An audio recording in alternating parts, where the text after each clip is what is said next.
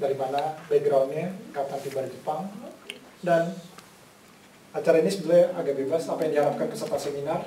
Saya mau menyampaikan beberapa topik yang saya pikir relevan, tapi mungkin belum tentu itu yang Anda cari. Tapi kalau tidak ditemukan dalam tema yang saya bicarakan, silakan bertanya di sesi tanya jawab bebas. Oke, sebelum mulai dari yang susah-susah, jadi yang gampang-gampang dulu. Sebagai penduduk Jepang, kewajiban saya sharing, saya ulang review kewajiban Anda tinggal di Jepang. Anda sebagai individu yang datang ke Jepang, dan mahasiswa dan individu ya, mahasiswa dan individu punya kewajiban. Pertama datang tentu harus lapor bahwa Anda warga negara asing tinggal di Jepang ke ward office atau yang disebut Kuyakusho atau Shiakusho. Itu semacam kelurahan di Indonesia ya. Mendaftarkan untuk mendapat namanya Alien Registration Card, semacam KTP. Nah, sistem ini akan berubah mulai Juli 2012. Detailnya bisa di-search mungkin. Yang lebih penting lagi adalah mendaftar asuransi kesehatan. Ini juga penting. Kalau sakit dan sebagainya. Lalu mendaftar ke KBRI bahwa ini bisa melalui menyurat atau datang kalau yang tinggal di Tokyo.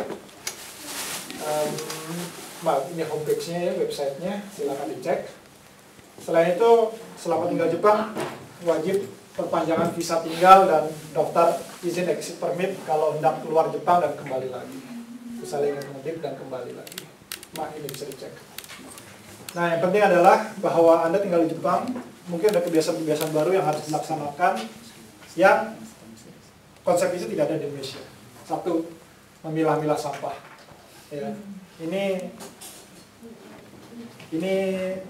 rule gitu ya. Dan etiketnya kita mematuhi. Gitu. Kedua, membuang sampah secara benar. Artinya apa? Semua ada aturan ya. Barang elektronik yang harus di-recycle dan harus bayar. Ya, harus bayar. Ya. Lain hal kalau Anda berikan ke teman lain ya, cuman tidak dibuang secara sembarangan yang itu mencoreng nama Anda kalau misalnya nanti suatu saat ketahuan, itu tidak baik yang jelas. Itu tidak memenuhi peraturan di Jepang. Itu sampah, dan kedua beretiket yang baik saat menggunakan fasilitas dan alat transportasi umum. Antri dan memprioritaskan orang lain yang lebih perlu untuk duduk di kursi bus atau kereta.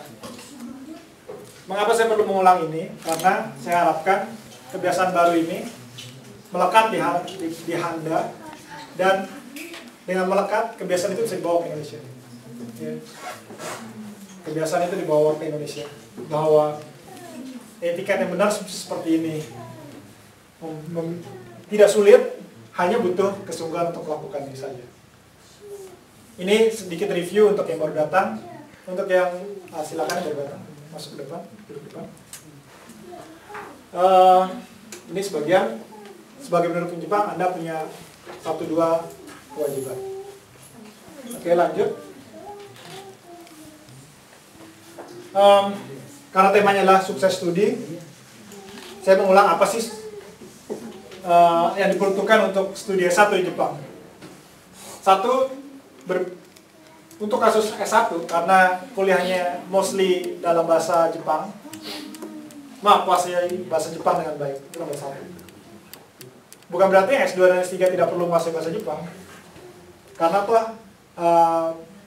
akan menyenangkan kalau Anda bisa bahasa Jepang. Ada beberapa informasi yang tetap tertutup untuk orang-orang yang tidak bisa bahasa Jepang. Lawakannya juga bahasa Jepang. Karena lawakannya juga bahasa Jepang. Jadinya orang lain bisa ketawa, tapi kita nggak bisa ketawa. Atau banyak hal menarik gitu, yang dengan kita bisa menguasai bahasa Jepang, itu menjadi informasi terbuka buat kita. Ini saya harapkan yang S1 serius untuk mempelajari bahasa Jepang, dan sayang sekali kalau kuliah 4 tahun di Jepang tidak bisa menguasai bahasa Jepang dengan baik.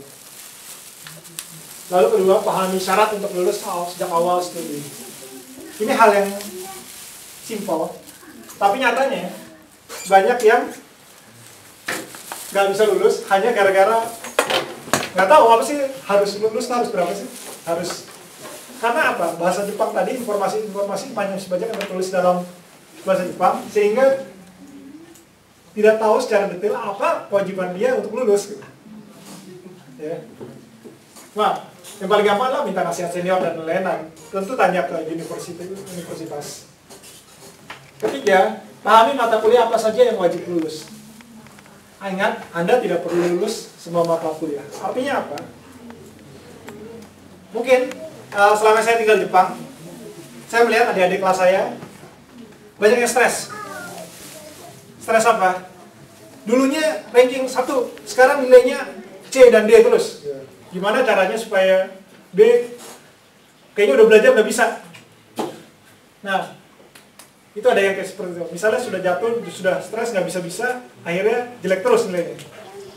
Ingat, kita nggak perlu lulus untuk semua mata kuliah dan waktu kita terbatas. Dulu mungkin kepintaran Anda segini, tapi yang dibutuhkan untuk nilai bagus cukup segini. Jadi Anda S1 di SMA, nggak usah belajar banget, udah bisa nilai bagus. Tapi di sini mungkin bertemu orang yang lebih pintar, juga butuh bahasa Jepang. Lama-lama untuk Anda belajar lebih giat pun ternyata untuk dapat nilai bagus lebih sulit.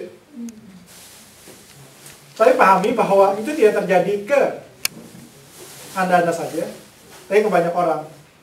Karena bahasa Jepang dan sebagainya, apa yang kita serap, orang lain bisa menyerap, orang Jepang bisa menyerap 100%, mungkin 90%, tapi untuk, saya juga mengalami seperti itu dulu, bahwa yang kita serap tuh mungkin hanya 50% awalnya. Ya, jadi dengan yang terserap sedikit, untuk bisa dapat nilai baik, mungkin juga terbatas. Atau kemampuan bahasa Jepang yang terbatas dan sebagainya.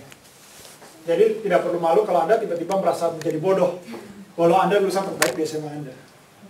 Ini masalah psikologi dan saya merasa wajib menyampaikan ini karena ini terjadi banyak kasus seperti ini. Ya. Kaget bahwa nilainya kok jadi jelek di sini.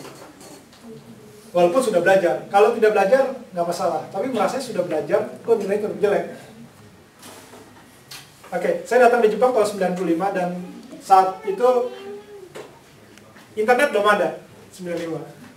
Tahun 97 saya termasuk angkatan pertama S1 yang dapat akses internet di perguruan tinggi.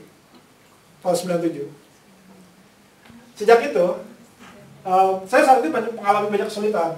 Misalnya bahasa Jepang, walaupun saya sudah belajar bahasa Jepang 1,5 tahun dan sebagainya, tapi tetap merasa banyak kesulitan. Salah satu perbedaan saat itu dan sekarang adalah, saat itu di dunia internet, website dan sebagainya belum banyak. Artinya apa? Begitu saya nggak bisa suatu pelajaran, tujuan tempat saya pergi adalah cuma perpustakaan. Dan untuk membaca buku dalam bahasa Jepang butuh keterampilan dan semangat lagi. Nah, apa perbedaan dengan sekarang adalah, yaitu bahwa Anda bisa mencari penjelasan-penjelasan lain dalam internet. Ya, ada kuliah yang interaktif dan sebagainya di YouTube dan sebagainya. Manfaatkan itu untuk menjadi Anda memahami materi-materi yang mungkin jadi materi di kuliah Anda. Gitu. Jadinya udah paham duluan sebelum ke kuliah. Tentu tidak semua mata kuliah bisa seperti itu, tapi misalnya matematika dan misalnya saya dari electronics engineering, fisika dan sebagainya banyak di internet sekarang. Ya. Entah YouTube, entah cuman skripnya saja, entah cuman filenya aja, homepage-nya saja, itu dimanfaatkan. Sayang kalau tidak. Berikutnya, tentukan strategi dan skala prioritas dalam studi Anda. Seperti saya bilang, Anda tidak perlu lulus untuk semua mata pelajaran. Pastikan yang wajib lulus dan yang tidak. Walaupun Anda ikut 10 mata pelajaran 1 semester, ya kalau yang wajib 3, konsentrasi ke 3, yang wajib lulus, kalau tidak lulus tidak bisa naik tingkat. Itu terjadi di Tokyo Institute of Technology, tingkat 1 nggak bisa naik tingkat 2 nggak bisa naik ke tingkat 3. Ya, itu terjadi. Itu ada mata pelajaran yang kalau nggak lulus nggak bisa naik. Ingat, beasiswa Anda bukan tidak terbatas. Ya, ada waktunya yang Anda harus lulus untuk itu.